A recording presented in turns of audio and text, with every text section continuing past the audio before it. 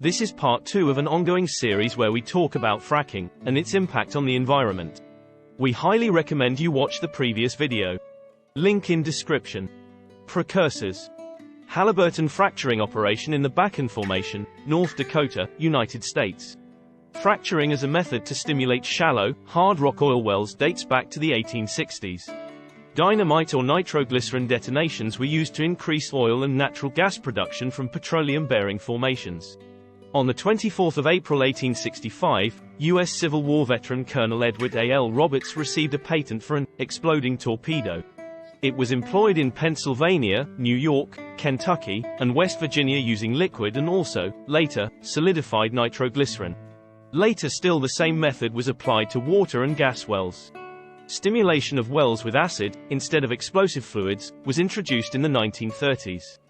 Due to acid etching, fractures would not close completely, resulting in further productivity increase. 20th century applications. Harold Hamm, Aubrey McClendon, Tom Ward and George P. Mitchell are each considered to have pioneered hydraulic fracturing innovations toward practical applications. Oil and gas wells.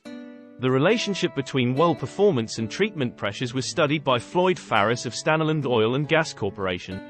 This study was the basis of the first hydraulic fracturing experiment, conducted in 1947 at the Hugoton gas field in Grant County of southwestern Kansas by Staniland. For the well treatment, 1,000 U.S. gallons, 3,800 L, 830 imp-gal, of gelled gasoline, essentially napalm, and sand from the Arkansas River was injected into the gas-producing limestone formation at 2,400 feet, 730 meters. The experiment was not very successful as deliverability of the well did not change appreciably. The process was further described by J.B. Clark of Staniland in his paper published in 1948. A patent on this process was issued in 1949 and an exclusive license was granted to the Halliburton Oil Well Cementing Company. On 17 March 1949, Halliburton performed the first 2 commercial hydraulic fracturing treatments in Stevens County, Oklahoma, and Archer County, Texas.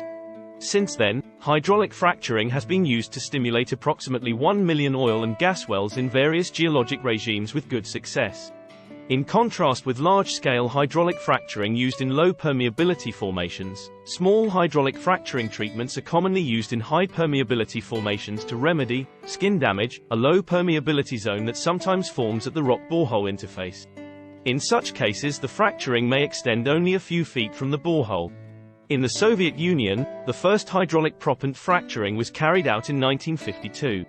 Other countries in Europe and Northern Africa subsequently employed hydraulic fracturing techniques including Norway, Poland, Czechoslovakia, before 1989, Yugoslavia, before 1991, Hungary, Austria, France, Italy, Bulgaria, Romania, Turkey, Tunisia, and Algeria. Massive fracturing. Wellhead where fluids are injected into the ground. Wellhead after all the hydraulic fracturing equipment has been taken off location. Massive hydraulic fracturing, also known as high-volume hydraulic fracturing, is a technique first applied by Pan American Petroleum in Stevens County, Oklahoma, U.S. in 1968.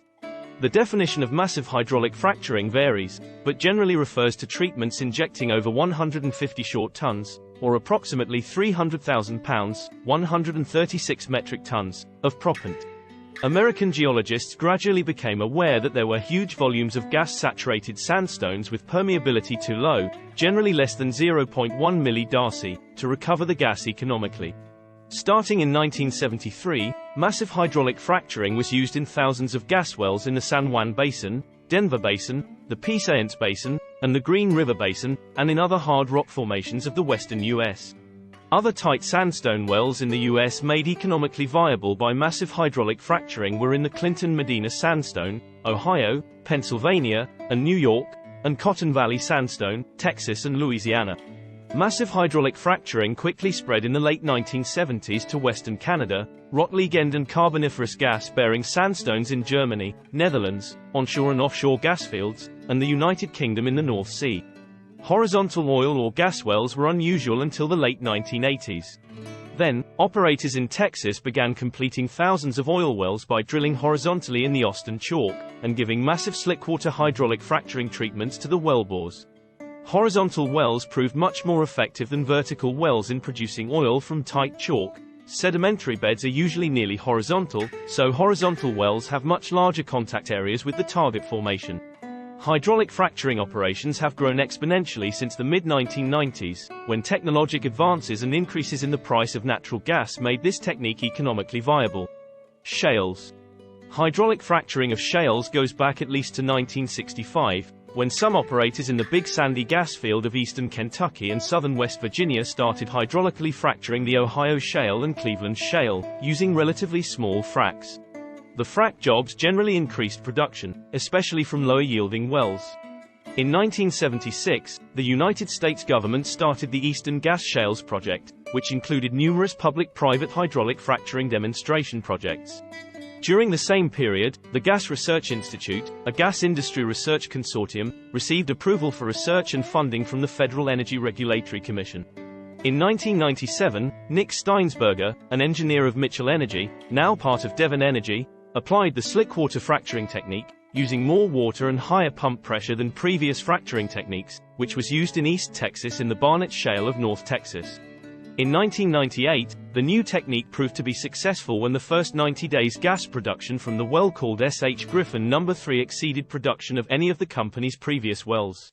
This new completion technique made gas extraction widely economical in the Barnett Shale, and was later applied to other shales, including the Eagle Ford and Bakken Shale.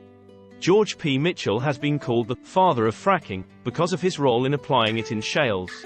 The first horizontal well in the Barnett Shale was drilled in 1991, but was not widely done in the Barnett until it was demonstrated that gas could be economically extracted from vertical wells in the Barnett. As of 2013, massive hydraulic fracturing is being applied on a commercial scale to shales in the United States, Canada, and China. Several additional countries are planning to use hydraulic fracturing,